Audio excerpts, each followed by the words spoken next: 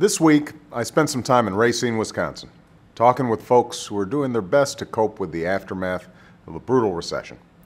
And while I was there, a young woman asked me a question I hear all the time. What are we doing as a nation to bring jobs back to this country? Well, on Friday we learned that after 22 straight months of job loss, our economy has now created jobs in the private sector for 6 months in a row. That's a positive sign. But the truth is, the recession from which we're emerging has left us in a hole that's about 8 million jobs deep. And as I've said from the day I took office, it's going to take months, even years, to dig our way out. And it's going to require an all-hands-on-deck effort. In the short term, we're fighting to speed up this recovery and keep the economy growing by all means possible. That means extending unemployment insurance for workers who lost their job.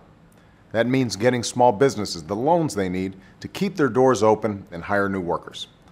And that means sending relief to states so they don't have to lay off thousands of teachers and firefighters and police officers.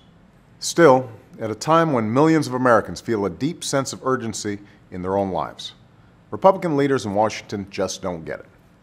While the majority of senators support taking these steps to help the American people, some are playing the same old Washington games and using their power to hold this relief hostage, a move that only ends up holding back our recovery.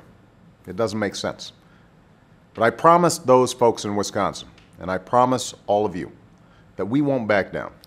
We're going to keep fighting to advance our recovery, and we're going to keep competing aggressively to make sure the jobs and industries of the future are taking root right here in America. That's one of the reasons why we're accelerating the transition to a clean energy economy and doubling our use of renewable energy sources like wind and solar power, steps that have the potential to create whole new industries and hundreds of thousands of new jobs in America. In fact, today I'm announcing that the Department of Energy is awarding nearly $2 billion in conditional commitments to 2 solar companies. The first is Abengoa Solar, a company that has agreed to build one of the largest solar plants in the world right here in the United States.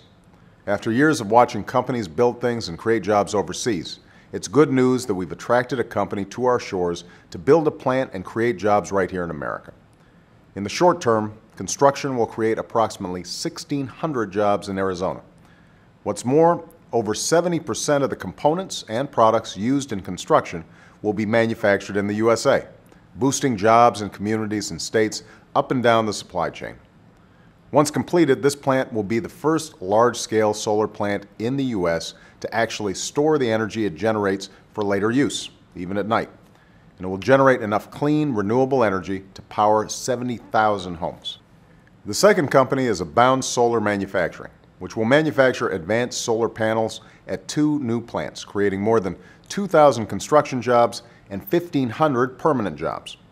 A Colorado plant is already underway, and an Indiana plant will be built in what's now an empty Chrysler factory. When fully operational, these plants will produce millions of state-of-the-art solar panels each year. These are just 2 of the many clean energy investments in the Recovery Act. Already I've seen the payoff from these investments. I've seen once shuttered factories humming with new workers who are building solar panels and wind turbines, rolling up their sleeves to help America win the race for the clean energy economy. So that's some of what we're doing. But the truth is, steps like these won't replace all the jobs we've lost overnight. I know folks are struggling.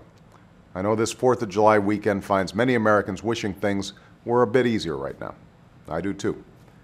But what this weekend reminds us, more than any other, is that we are a nation that has always risen to the challenges before it. We're a nation that 234 years ago declared our independence from one of the greatest empires the world had ever known.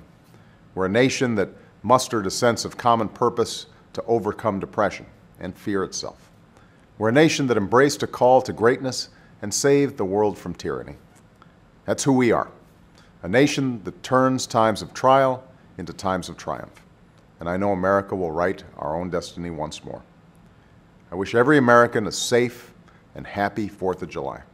And to all our troops serving in harm's way, I want you to know you have the support of a grateful nation and a proud Commander-in-Chief. Thank you, God bless you, and God bless the United States of America.